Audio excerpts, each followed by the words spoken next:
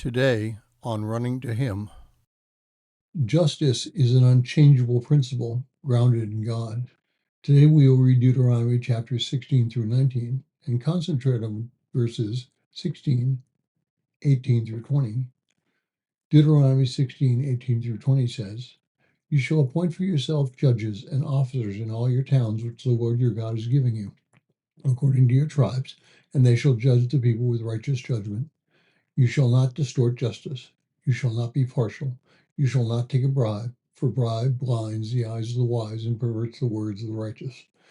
Justice, and only justice, you shall pursue, that you may live and possess the land which the Lord your God is giving you." Now, if I were to ask, how do you define justice? What would you say? Can justice mean one thing to one person and something else to another, and both be right? Can we add an adjective to justice, such as restorative justice or social justice? Who defines what is just or unjust? Can justice change over the years? These questions are being asked today. Some are giving answers that seem to fly in the face of what justice is supposed to be. So let's examine from where we get true justice and how it can be applied to modern society. So, how do we just define justice? First, let's get a definition. Tim Keller writes in the Gospel of Life Quarterly, "Biblical justice requires that every person be treated according to the same standards and with the same respect, and regardless of class, race, ethnicity, nationality, gender, or of any other social category." Webster's Dictionary defines justice as the maintenance or administration of what is conforming to a standard of correctness, especially by the impartial adjustment of conflicting claims or assignment of merited rewards, punishments. So, theologically and secularly, justice is impartial administration of conforming to a standard of correctness. Second, we must ask the question, where do we get this standard of correctness? Again, two different worldviews appear, the theological and the secular. And this is the area where we can experience the most diversity of thought. Theologically driven justice comes from God. His standards are unchanging and are clearly defined.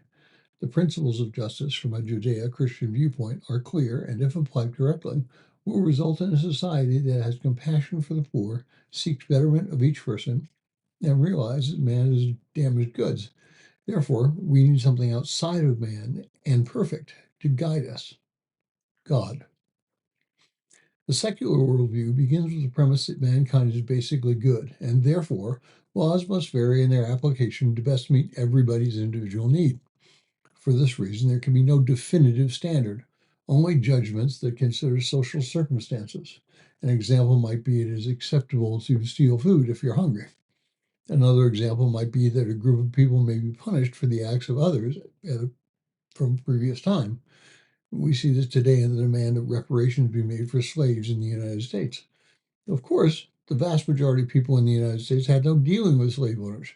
But in this new way of thinking, all white people are culpable just for living in the United States. We can see that secular justice brings with it a series of problems that cannot be solved. We cannot stop the past from happening, and those in the future may look at us as criminals based on their feelings. So, justice can only come from an unchangeable place, God, and it must be applied equally. What mankind must do is follow those principles to the best of their abilities. Thank you for listening. We pray that today's devotion was meaningful to you.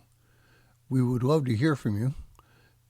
You can use either Facebook or YouTube to like, subscribe, share, and tell others about us. If you would like to contact us, you can reach me at phineasjacobus@runningtohim.net.